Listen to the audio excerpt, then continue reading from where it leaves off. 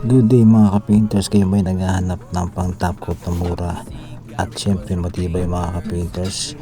Nirekomendo ko po itong Konig Interior Polyurethane mga ka-painters.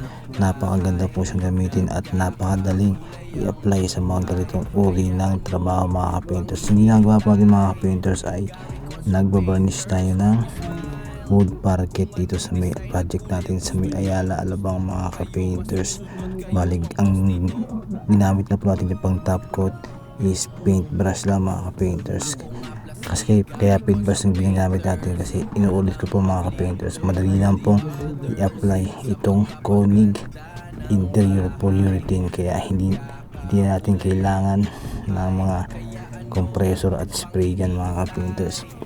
Less hassle sa trabaho, hindi na natin kailangan maglagay pa ng mga dyaryo at lagyan yung mga wall takpan para hindi madumihan mga ka-painters.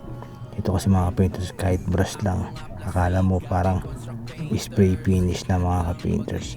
Yung ginamit ko natin dyan mga painters na Konig ay gloss finish, kaya nakita nyo naman po napakakintab po mga ka-painters ng ating project. Maritukos po yung ating in-apply dyan ng ating Konig Interior Polyurethane mga ka-painters. Sa mga hindi po nakasubscribe na YouTube channel, please subscribe Gary Construction TV para update kayo sa bagong video ko ni Albos about painter works. Maraming salamat mga ka-painters.